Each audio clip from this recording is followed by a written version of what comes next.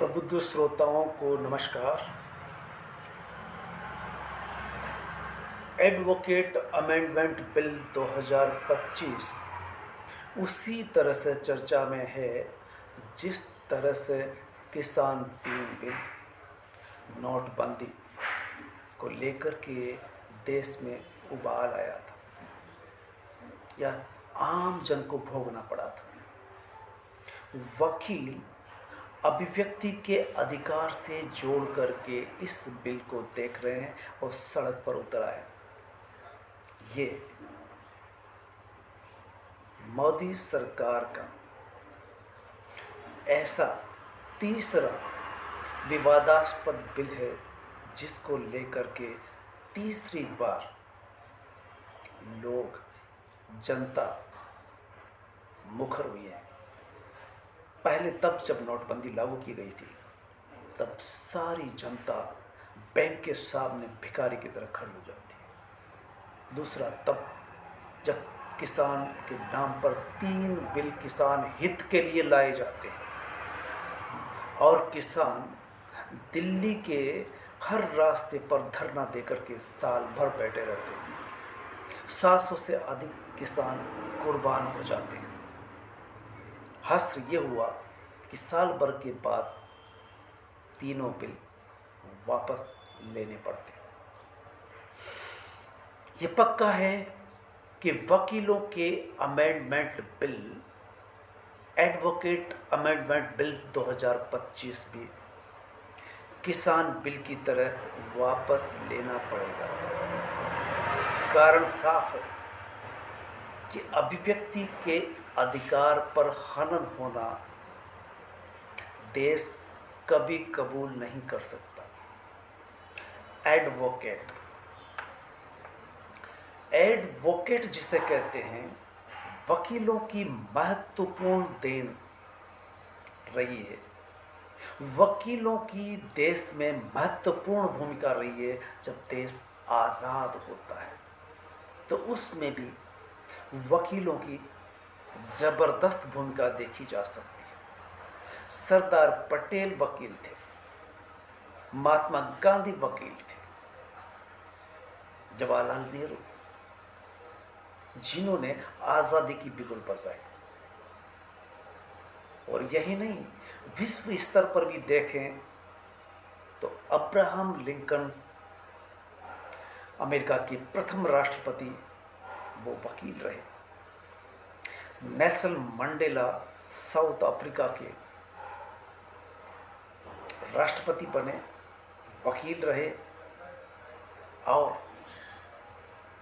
आज़ादी की लड़ाई लड़ने में पूरी जिंदगी जेल के शिक्षकों के पीछे गुजार दी। जब जेल से बाहर आए तो देश के मुखिया बनते। इससे जाहिर होता है कि वकीलों ने लोगों के हक के लिए हमेशा आवाज़ उठाई है। उसी आवाज़ पर अगर कुठाराघात होता है तो नागरिक का जो कानूनन हक है,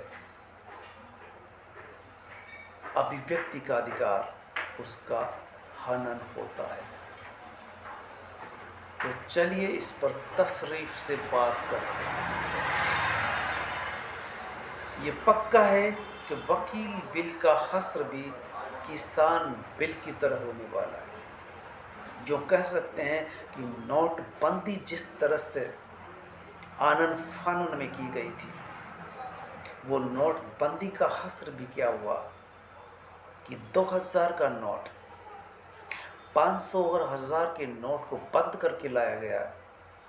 समय पर नहीं लाया जा सका, मुद्रा की कमी पड़ गई, बैंक के सामने लोग भिखारी की तरह खड़े हो गए। लाइन लगा करके दिन भर खड़े रहने के बाद गुजर बसर करने के लिए पैसा बैंक से, अपना ही पैसा बैंक से महज सिर्फ 2000 निकलता था, लेना पड़ रहा था। वो 2000 का नोट असफल रहा, तो 2000 का नोट बंद करना पड़ा। तो देश सवाल कर सकता है कि फिर वो क्यों हज़ारों 500 का बंद किया गया, जिससे कहा गया कि काला धन वापस आएगा, नहीं आया। मुद्राएं छापी गई, उस छापने पर जो खर्चा आया वो देश पर भार था। और 2000 का नोट जिस कारण से लाया गया, वो 2000 का नोट क्यों कर वापस लिया गया, ये सवाल का जवाब आज तक नहीं मिल रहा। किसान बिल लाए गए, वापस लेने पड़े।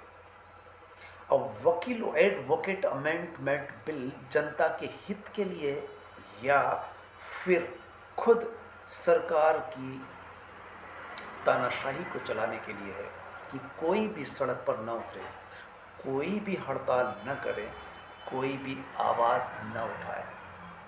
क्या ये सरकार की फितरत नहीं है कि वह लोकतंत्र या अभिव्यक्ति के अधिकार पर कुठाराघात कर रही है? ये लोकतंत्र में कभी कबूल नहीं हो सकता। कारण लोकतांत्रिकता का हनन 1 दशक से लगातार हो रहा है। अभिव्यक्ति का अधिकार जो संविधान के तहत मिला है, उस पर कुठाराघात होता है इस बिल से।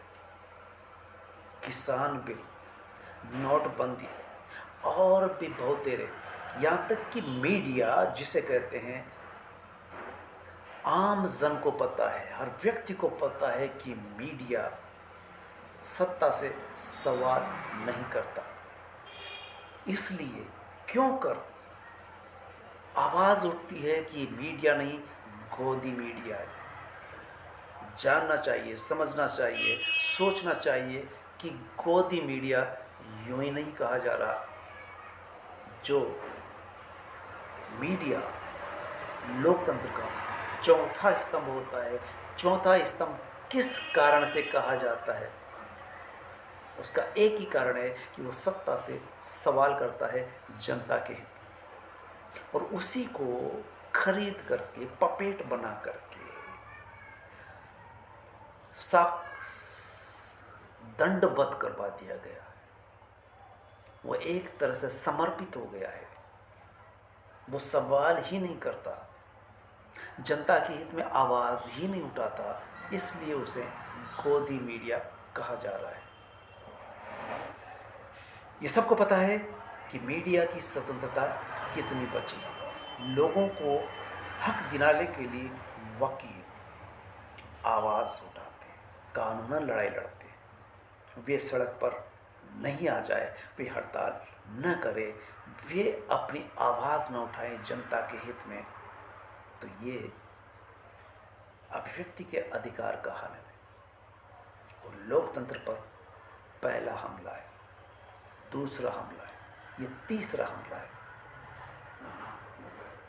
अगर वकील गलत पाया जाता है तो उस पर 3 लाख का जुर्माना लगाया जाएगा। जैसा कि कहा जा रहा है कि अगर कोई भी पक्ष हार गया तो हारने वाला पक्ष वकील पर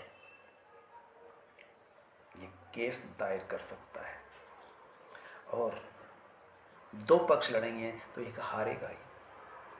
तो वकील कैसे बच पाएगा? 3 लाख का जुर्माना देने के बाद वकील की अभिव्यक्ति का अधिकार का हनन ये कानून करता है। इस तरह से कह सकते हैं कि वकील स्वतंत्रता की लड़ाई में आगे बढ़ कर के थे। लोगों को हक दिलाने के लिए, चाहे वो कोई भी क्यों न हो, सत्ता हो, सरकार का कोई भी विभाग हो, अगर जनता के हक मारे जाते हैं तो वकील उसके हक की लड़ाई कोर्ट में लड़ता है। वो आज अपनी लड़ाई लड़ने पर मजबूर हो गया है, वो सड़क पर उतर आया है। तो क्यों कर सड़क पर उतर आए वकील? ये सोचने की बात है सत्ता को कि क्यों कर किसान सड़क पर थे, क्यों कर वकील सड़क पर उतरे हैं। इसलिए इस बिल के पास होने से पहले सोचना चाहिए कि ये अभिव्यक्ति के अधिकार का हनन है, तो देश इसे बर्दाश्त नहीं कर सकता। जय हिंद।